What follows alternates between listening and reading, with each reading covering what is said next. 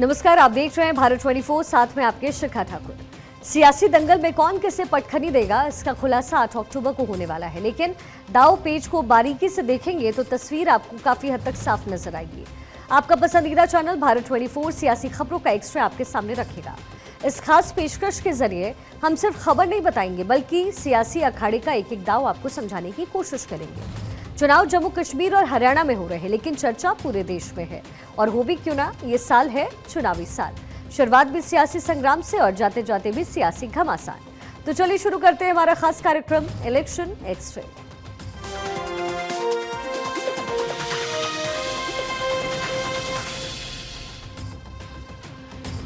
हरियाणा विधानसभा चुनाव पूरी तरीके से बीजेपी बनाम कांग्रेस का अब हो चुका है। अन्य पार्टियों के लिए अब कुछ खास जगह नजर नहीं आ रही, लेकिन आज प्रचार के अंतिम दिन दोनों ही पार्टियों ने पूरा दमखम दिखाया। प्रधानमंत्री नरेंद्र मोदी ने हरियाणा विधानसभा चुनाव में बीजेपी की जीत का भरोसा व्यक्त किया। प्रधानमंत्री मोदी ने राज्य में चुनाव प्रचार थमने से कुछ मिनट पहले सोशल मीडिया पर लिखा कि उन्हें भरोसा है कि राज्य में बीजेपी की ही सरकार बनेगी। पीएम मोदी ने सोशल मीडिया प्लेटफॉर्म एक्स पर लिखा कि बीते कुछ दिनों में मैंने पूरे राज्य की यात्रा की। मैंने लोगों का जो उत्साह देखा, उसे देखकर मुझे ये पक्का विश्वास है कि हरियाणा के लोग भाजपा को फिर से अपना आशीर्वाद देने वाले हैं। हरियाणा के देशभक्त लोग कांग्रेस की विभाजनकारी और नकारात्मक राजनीति को कभी स्वीकार नहीं करेंगे। आज पूरी दुनिया की नजरें भारत पर है। दुनिया भारत की ओर बहुत आशा की उम्मीद से देख रही है।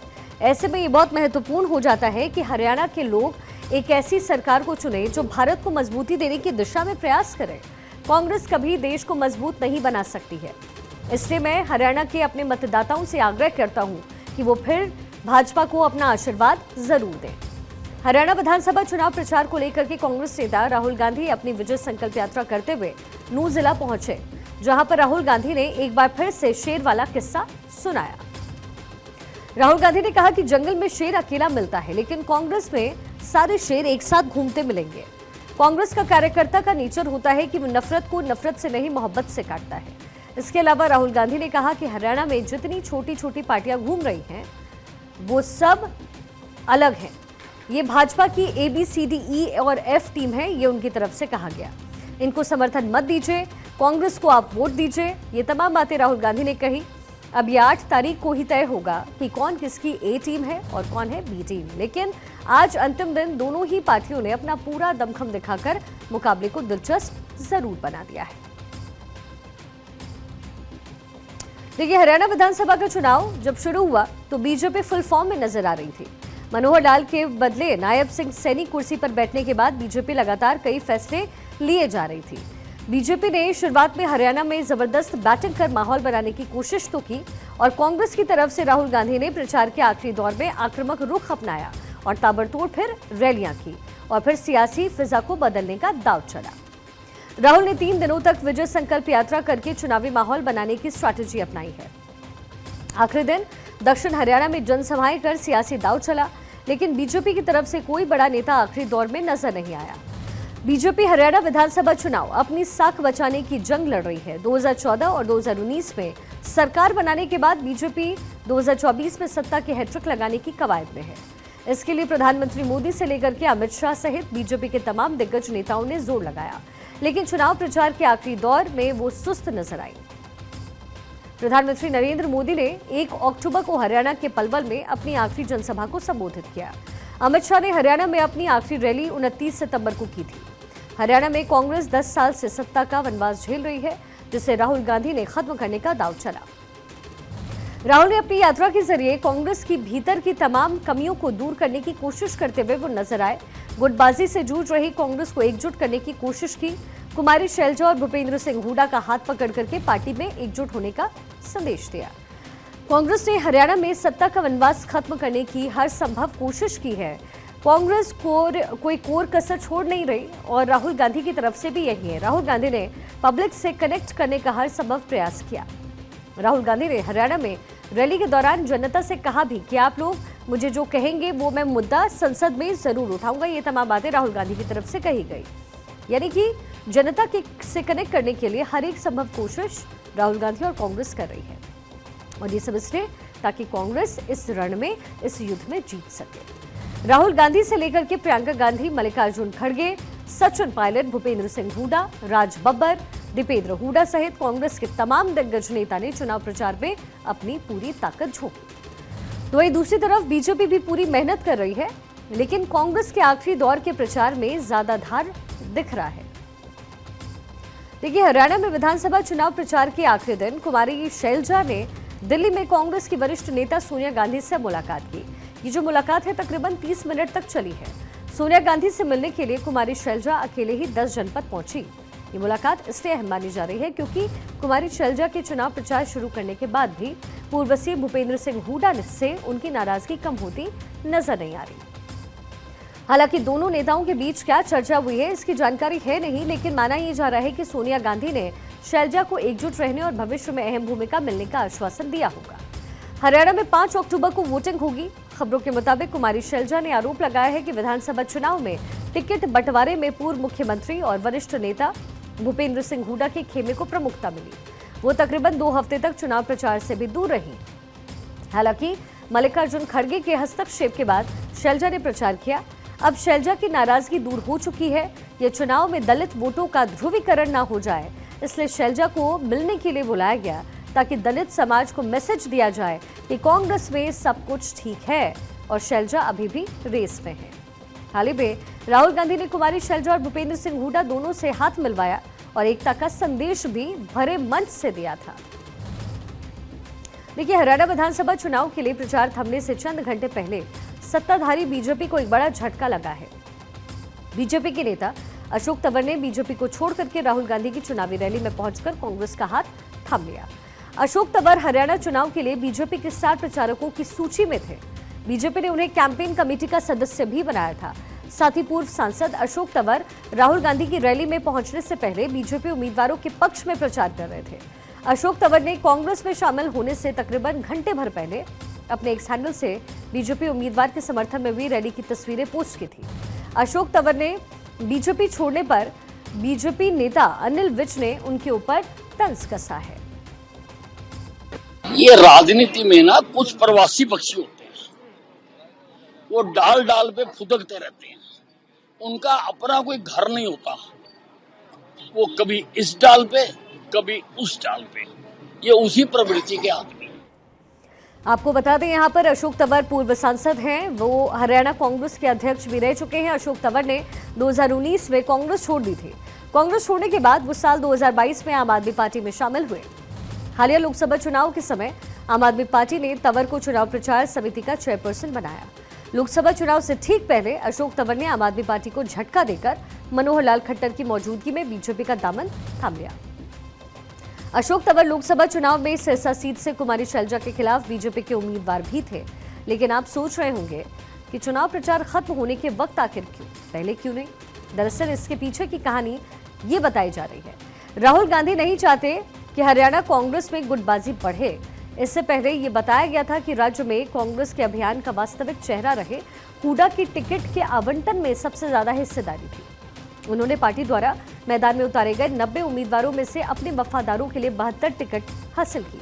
वहीं दूसरी ओर कांग्रेस में हुड्डा के प्रतिद्वंदी के रूप में जानी जाने वाली शैलजा अपने समर्थकों के लिए सिर्फ 9 टिकट ही हासिल कर पाई। दोनों गुटों में अंदर खाने जबरदस्त जंग चल रही है। दोनों गुट को मैसेज देने के लिए अशोक तंवर की एंट्री करवाई गई कि कायदे में रहोगे तो फायदे में रहोगे, किसी गुट की नहीं चलेगी। पार्टी आलाकमान जो चाहेगा वही होगा। जब कांग्रेस की महेंद्रगढ़ रैली में राहुल गांधी ने अशोक तंवर को पार्टी ज्वाइन करवाई तो इस दौरान पूर्व सीएम भूपेंद्र हुड्डा भी वहां मौजूद रहे, लेकिन उन्होंने दूर से ही उन्हें नमस्ते किया। तंवर ने 5 साल पहले हुड्डा से मतभेद के बाद ही कांग्रेस छोड़ा था। अब उनकी घर वापसी से राहुल गांधी ने दोनों गुटों को मैसेज दे दिया है। चुनाव के बीच में बीजेपी के लिए ये एक बड़ा झटका माना जा रहा है। तंवर एससी से आते हैं और इनका 9 सीटों पर सीधा सीधा असर है। इसमें सिरसा, फतेहाबाद, एलानाबाद, रानिया, कालावाली, डबवाली, रतिया, टोहाना और नरवाना भी शामिल है। ये सभी सीटें सिरसा लोकसभा सीट के अंतर्गत आती हैं, लेकिन बीजेपी ने भी दूसरी तरफ इनकी काट बाबा राम रहीम के जरिए निकाली है। बाबा राम रहीम का दलित वोटर्स पर जबरदस्त प्रभाव है और बाबा राम रहीम पेरोल पर बाहर भी आ रहा है। देखिए, हरियाणा का चुनावी सीन हर दिन बदल रहा है। बीजेपी और कांग्रेस ने दिल्ली से सटे इस राज्य में अपनी पूरी ताकत झोंक रखी है। मुख्य मुकाबला इन्हीं दोनों दलों में है। बीते 10 से 12 दिन में भाजपा यहां पर रिकवरी मोड में नजर आई और उसने कई चीजों को ठीक किया। वहीं दूसरी ओर कांग्रेस ने अपने पक्ष में दिख रहे मोमेंटम को बनाए रखने के लिए दिन रात एक कर रखा है। हरियाणा की 90 सीटों पर 5 अक्टूबर को एक साथ वोट डाले जाएंगे। प्रदेश में हवा का रुख किस ओर है? पोलिंग से 2 दिन पहले तक कांग्रेस 40 से 50 और भाजपा 22 से 32 सीटों पर मजबूत दिख रही है। बीजेपी की सीटों का आंकड़ा जो है बहुत हद तक इस बात पर भी डिपेंडेंट रहेगा कि साइलेंट वोटर आखिरी समय में किस तरफ जाता है और जाट दलित वोट बंटते हैं या फिर नहीं। डेरा सच्चा सौदा प्रमुख राम रहीम पोलिंग से ठीक पहले पेरोल पर बाहर आ चुका है। कांग्रेस इसके खिलाफ चुनाव आयोग गई, लेकिन उसकी आपत्तियां दरकिनार कर दी गई। अब बाबा बाहर है तो सवाल ये भी है कि आखिर बाबा का जादू हरियाणा चुनाव में किस पार्टी के लिए रंग लाएगा। तो सबसे पहले बाबा के वर्चस्व के बारे में जरा आपको बताएं। 9 जिलों की 30 सीटों पर बाबा का सीधा सीधा दखल है। अब आप इसको अच्छे तरीके से समझिए। हरियाणा के 9 जिलों की तकरीबन 30 से अधिक सीटों पर दखल है। राज्य में 50 लाख से ज्यादा लोग उसके फॉलोअर्स हैं। डेरों का कम्युनिकेशन नेटवर्क बहुत ही व्यवस्थापित होता है और व्यवस्थित तरीके से होता है। ये पूरी तरीके से संगठित होता है। सोशल मीडिया के जमाने में व्हाट्सएप मैसेज से ही काम हो जाता है और विशेषकर डेरा सच्चा सौदा में पॉलिटिकल अफेयर्स कमेटी होती है। डेरे में ये कमेटी तय करती है कि किसे समर्थन देना है। बीजेपी ने सत्ता विरोधी लहर के बीच अपने ऑर्गेनाइज और ताबड़तोड़ प्रचार के दम पर बीते 2 हफ्तों में ग्राउंड पर इंप्रूवमेंट दिखाया है। पीएम नरेंद्र मोदी ने 28 सितंबर को हिसार में रैली की थी। 21 सीट वाली जाट बहुल्य बागड़ बेल्ट में हुई इस रैली और मोदी शाह के आक्रामक रवैये से बदलाव दिखना शुरू हो गया। उम्मीदवारों के साथ साथ वर्कर्स का मनोबल भी बढ़ा है। नतीजा है आधा दर्जन से ज्यादा सीटों पर पार्टी ने दमखम दिखाया। मोदी 4 सभाओं के जरिए सभी सीटें कवर कर चुके हैं। हरियाणा में बीजेपी की जो रैलियां हुई वो भी आपको बता देते हैं। बीजेपी नेताओं ने राज्य में 150 रैलियां की हैं। प्रधानमंत्री मोदी ने 4 रैलियों में 89 सीट पर निशाना साधा। अमित शाह ने राज्य में 10 जनसभाएं की। योगी आदित्यनाथ ने आधा दर्जन से ज्यादा रैलियां की है। 40 से ज्यादा केंद्रीय मंत्री और सांसद प्रचार में उतारे गए। बागड़ के अलावा 23 सीटों वाली जीटी रोड बेल्ट बीजेपी का गढ़ है। यहां भी कई सीटों पर उसके कैंडिडेट्स की स्थिति 2 हफ्ते पहले के मुकाबले सुधरी है। 2014 में पार्टी की 47 में से 21 और 2019 में 40 में से 12 सीटें जीटी रोड बेल्ट से ही आई। उधर बीजेपी हाईकमान ने अहिरवाल बेल्ट में केंद्रीय राज्य मंत्री राव इंद्रजीत को फ्री हैंड दिया और सबसे ज्यादा चुनौतियां इस इलाके में नजर आई। 2014 में पार्टी ने यहां के सभी 11 और 2019 में 11 में से 8 सीटें जीती। यहां भाजपा के कई बड़े चेहरे या तो चुप बैठे हैं या फिर पार्टी उम्मीदवार की जगह विरोधी की मदद में लगातार लगे हुए हैं। इसी भीतरघात के चलते अहिरवाल बेल्ट में बीजेपी के कई दिग्गज चेहरे भी अपनी जीत को लेकर के आश्वस्त नजर नहीं आ रहे। 2019 में बागड़ बेल्ट के आंकड़े क्या कहते हैं वो भी जरा आपको बताते हैं। 21 सीटों में से बीजेपी ने 8 सीटें जीती, कांग्रेस ने 4 पर, तो वहीं आईएनएलडी ने 1 सीट जीती। जेजेपी ने 5 सीटों पर जीत दर्ज की। एचएलपी 1 और 2 सीटों पर निर्दलीय भी जीते। ये बागड़ बेल्ट के आंकड़े हैं जिसमें बीजेपी का पलड़ा भारी था। अब आपको बागड़ बेल्ट की जो साल 2019 में जो तस्वीर आई थी वो किस पार्टी का क्या हाल रहा वो आपको बता देते हैं। 2019 में बागड़ बेल्ट का क्या हाल था। बागड़ बेल्ट पे 9 सीटें आती हैं। बीजेपी ने इस बेल्ट की 3 सीटें जीती। इसके साथ ही कांग्रेस ने 1, जेजेपी ने 4 सीट पर जीत दर्ज की। निर्दलीय उम्मीदवार को भी 1 सीट हासिल हुआ। आपको बता दें कि बीजेपी के लिए बागी भी मुसीबत का सबब है। पार्टी नेतृत्व के तमाम प्रयासों के बावजूद 15 सीटों पर उसके तकरीबन 1.5 दर्जन बागी मैदान से नहीं हटे।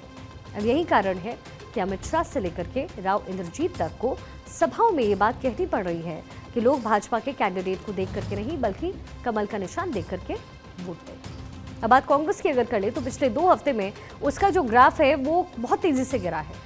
वो अपने आप में चौंकाने जैसा ये ग्राफ है क्योंकि मेवात की 3 सीटों पर वो सेफ दिख रही है। बांगर की 9 सीट और जाटलैंड कहलाने वाली 14 सीट पर पार्टी को एडवांटेज तो नजर आता है, लेकिन उसके कई कैंडिडेट नजदीकी मुकाबले में फंसे हुए हैं। कांग्रेस ने अपना दम कैसे लगाया ये भी बताते हैं। रैलियां तकरीबन 70 की है ये संख्या। राहुल और प्रियंका की जो है 6 रैलियां हुई है, 2 रोड शोज हुए। राहुल गांधी 4 रैलियां और 2 रोड शो करते नजर आए। प्रियंका गांधी 2 रैलियां करती नजर आई। मल्लिकार्जुन खड़गे 2 रैलियां करते नजर आए। हिमाचल के सीएम और पूर्व सीएम भी चुनावी मैदान में उतरे। अब कांग्रेस को सबसे बड़ी उम्मीद जो है वो जीटी रोड से है। अहिरवाल जहां पे 11 सीटें हैं और साउथ हरियाणा जो 9 सीटें हैं। अब ये तीनों ही इलाके भाजपा का गढ़ कहे जा सकते हैं। 2019 में कांग्रेस को यहाँ की 43 में से सिर्फ 12 सीटों पर जीत हासिल हुई। जीटी रोड इलाके की अहमियत को समझते हुए खुद राहुल गांधी और प्रियंका गांधी ने रोड शो करते हुए यहाँ की 12 सीटों को कवर किया। पूरे रास्ते भूपेंद्र सिंह हुड्डा और कुमारी शैलजा को साथ रखा।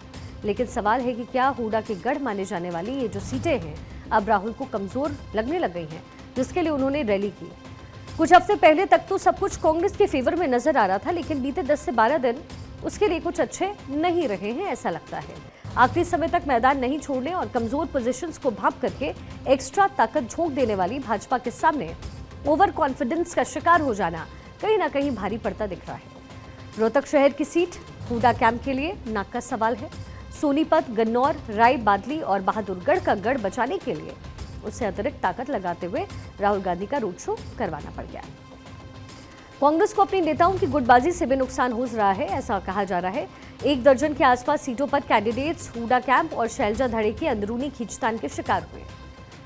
राहुल गांधी भी ये जानते हैं और इसलिए 30 सितंबर को नारायणगढ़ की सभा में उन्होंने खुद मंच पर सबके सामने हुड्डा और शैलजा के हाथ मिलवाए।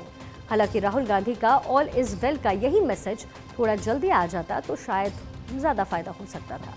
किस जाति के कितने उम्मीदवार हैं, जरा ये भी आपको बता देते हैं। कांग्रेस ने 28 जाट उम्मीदवारों को मैदान में उतारा तो बीजेपी ने 16 जाट उम्मीदवार मैदान में उतारे।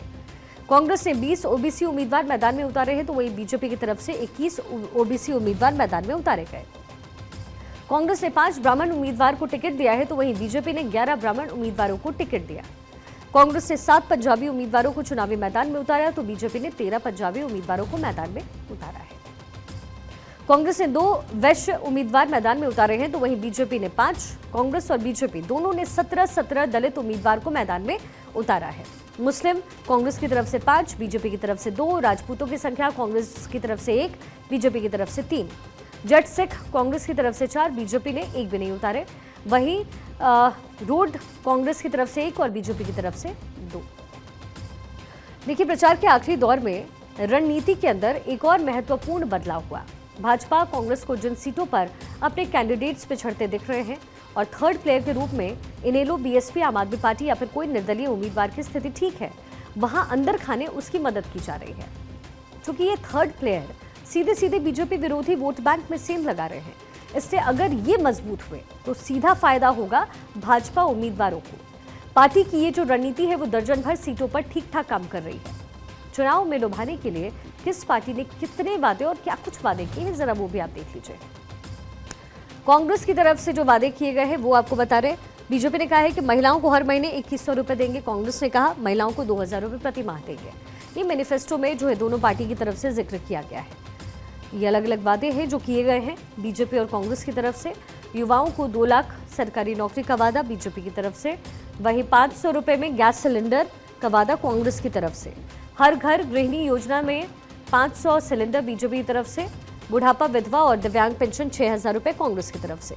किसानों को 24 फसलों पर एमएसपी की गारंटी बीजेपी ने कहा। कांग्रेस ने कहा कि कर्मचारी के लिए ओल्ड पेंशन स्कीम दोबारा बहाल करेंगे। बीजेपी ने कहा चिरायु योजना के तहत 10 लाख तक का फ्री इलाज होगा। कांग्रेस ने कहा युवाओं को 2 लाख पक्की नौकरी का वादा हम करते हैं।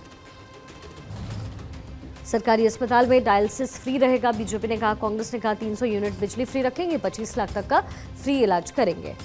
तो ये चुनावी वादे हैं जो दोनों ही पार्टियों की तरफ से अपने मैनिफेस्टो में जिसका जिक्र किया गया है। तो देखिए, इस समय जो हरियाणा का रण है वो पूरी तरीके से सध चुका है। चुनावी प्रचार का शोर भी आज थम चुका है। अब देखना दिलचस्प होगा कि 5 को क्या होता है और फिर नतीजे क्या आते हैं।